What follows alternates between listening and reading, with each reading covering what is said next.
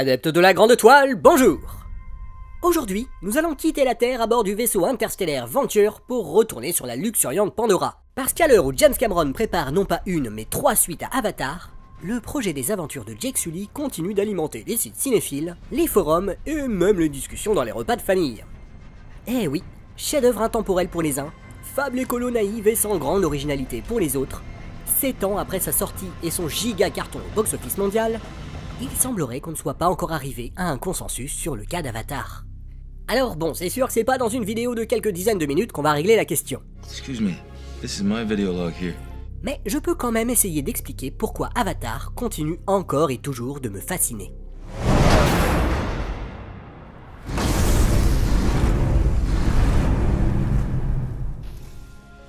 La première raison, c'est que par le biais des symboles qu'il déploie à l'écran, James Cameron ne se contente pas de réaliser un manifeste politique sur la colonisation ou un conte prônant le retour à la nature. En gros, il s'arrête pas à un remake SF de Danse avec les loups. Ce que Cameron met en scène, c'est un changement radical de la psyché humaine. Pour cela, il oppose d'abord la civilisation humaine à la civilisation Na'vi. L'humanité apparaît donc comme une espèce matérialiste, rationnelle, hiérarchisée, où la figure d'autorité est une figure patriarcale ultra masculine. A l'inverse, les Na'vi ne cessent de faire preuve de spiritualité, de compassion, et leur organisation sociale ressemble à une forme de matriarcat. Bon, jusque-là, on pourrait encore penser que Cameron ne fait qu'idéaliser une civilisation parfaite à l'opposé des pires travers de notre société actuelle. Sauf que le coup de génie d'Avatar est d'incarner cette opposition a priori théorique dans le personnage de Jake Sully. Au début, il est un humain qui s'endort et rêve qu'il est un Na'vi. Puis la réalité et le rêve se brouillent, jusqu'au moment où il est devenu un Na'vi qui se rêve en humain. You think you're one of them? Time to wake up. Celui-ci va progressivement glisser d'une psyché humaine à une psyché Na'vi.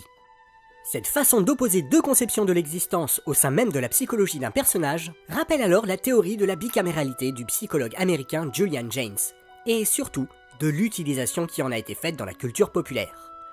Pour citer Wikipédia, la théorie de la bicaméralité, développée dans les années 70, propose l'idée que l'esprit humain, avant d'être conscient, était divisé en deux parties, l'une qui parlait et l'autre qui écoutait et obéissait. La première partie, associée à l'hémisphère droit du cerveau, était donc dédiée à la créativité, à l'inventivité. La seconde, associée à l'hémisphère gauche, était à l'inverse consacrée au concret et au pragmatisme. Cette séparation nette des tâches était selon Jaynes à l'origine de nombreux mythes et religions pré-antiques, puisque la partie consciente et agissante de l'esprit voyait la partie inconsciente et créative comme une source extérieure. Les informations que l'hémisphère droit envoyait à l'hémisphère gauche se traduisaient par des formes d'hallucinations que la conscience interprétait comme des interventions de divinités extérieures. That's a gorgeous brain. Nice activity. Go figure. Toujours selon Jaynes, le cerveau humain aurait évolué il y a 3000 ans, et le lien entre les deux hémisphères aurait été rompu, laissant à l'hémisphère gauche la tâche de trouver des solutions aux problèmes de la survie. Encore controversé sur le plan purement médical, la bicaméralité n'en est pas moins une influence importante chez les auteurs populaires. Alan Moore y fait par exemple référence dans la BD From Hell. Dans le cas d'Avatar, la référence à la bicaméralité est presque explicite au travers de la situation de Jake Sully au début du film. En effet, on apprend qu'il a perdu son frère jumeau, un scientifique brillant, et qu'il n'est lui-même rien d'autre qu'un soldat tout juste bon à obéir, c'est-à-dire un hémisphère gauche privé de son hémisphère droit. Cet état d'incomplétude se retranscrit même dans la paralysie des jambes du personnage. Par la suite, le parcours de Jake Sully mettra en scène des symboles issus de la mythologie, la planète Pandora ou le vaisseau Prometheus, de la théologie, par exemple le nom de Grace Augustine fait référence au nom anglais du théologien Saint Augustin, surnommé le Docteur de la Grâce, et surtout de la psychologie analytique de Carl Gustav Jung. Les archétypes incarnés par la figure paternelle du colonel Quaritch ou par la terre-mère Iowa apparaissent évidents. Mais on peut aussi citer le Toruk, la dernière ombre qui fait référence à l'archétype jungien de l'ombre, c'est-à-dire à la partie individuelle de la psyché dont l'individu n'a pas lui-même conscience ou qu'il rejette. En affrontant le Toruk dans un combat que Cameron laisse intelligemment hors du film,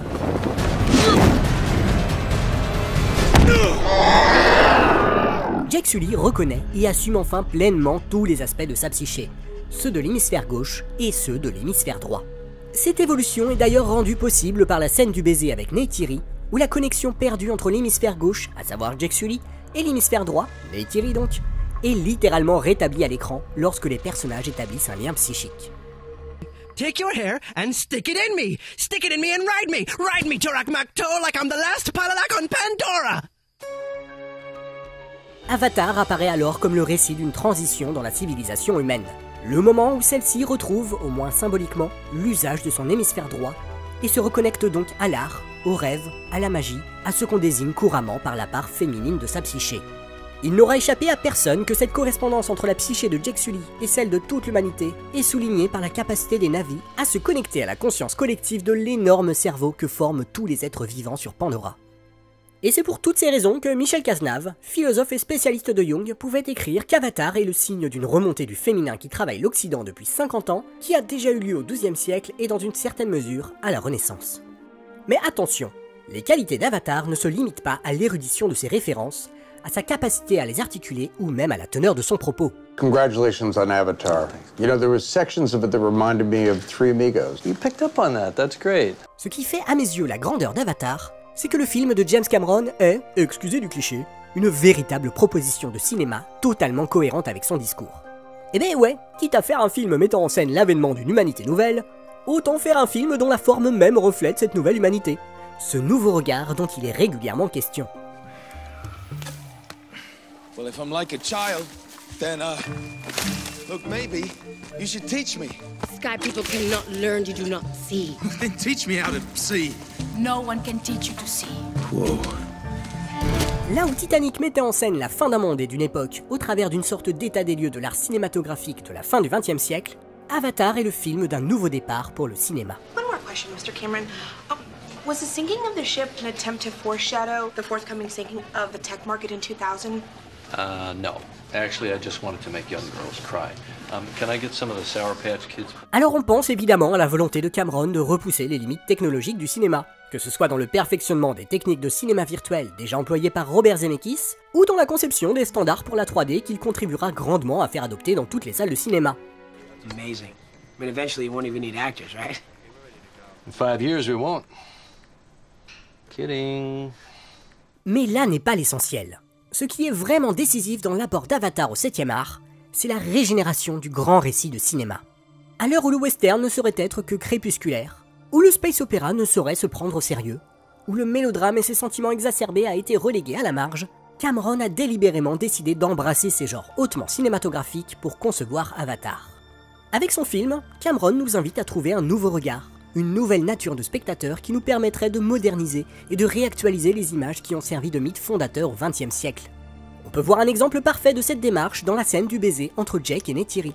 Même s'il s'agit d'une scène archi-classique du cinéma, Cameron en propose une version qui met en scène deux êtres issus des technologies les plus avancées et opère ainsi la synthèse entre deux approches du cinéma.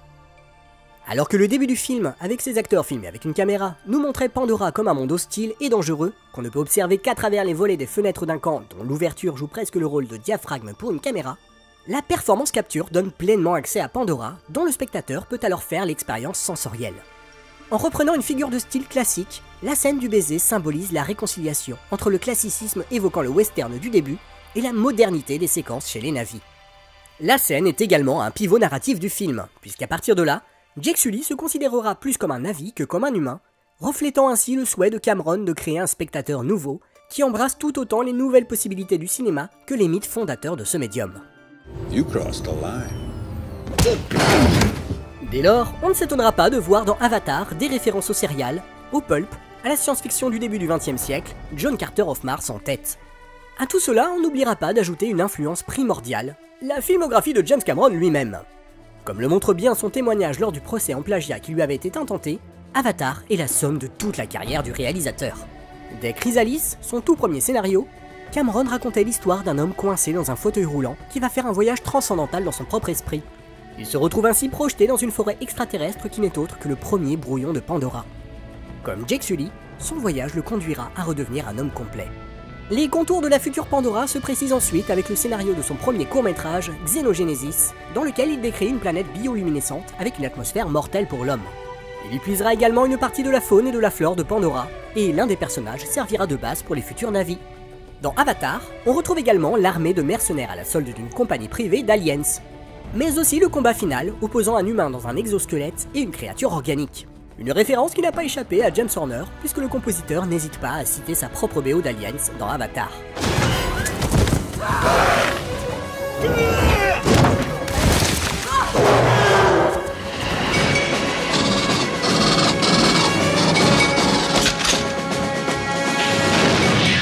Et puis, en vrac, on peut citer la romance entre un soldat et une jolie indigène qui ne renvoie pas tant à Pocahontas qu'à Rambo 2, un film écrit par James Cameron. Ou encore le colonel Quaritch qui semble inspiré du lieutenant Coffey de The Abyss. Et puis, il y a Grace Augustine, dont le sacrifice renvoie à celui de Miles Dyson, le scientifique de Terminator 2, etc. etc.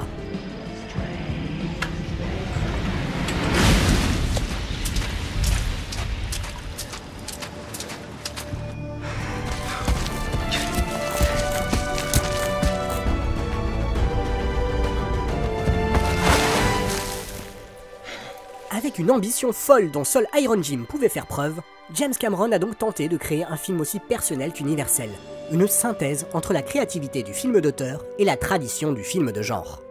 Partant de là, on comprend la nécessité pour le réalisateur de développer l'univers d'Avatar. Par son propos même, la saga de Pandora demande à être développée, à être poussée plus loin que la simple déclaration de principe. Avec toute la démesure qu'on lui connaît, James Cameron veut être le père du premier grand mythe cinématographique du XXIe siècle. James Cameron does what James Cameron does because James Cameron is James Cameron. Alors bien sûr, on aurait aimé voir l'adaptation de Gumb par Iron Jim. Encore plus maintenant que Rodriguez est aux manettes. Oh shit.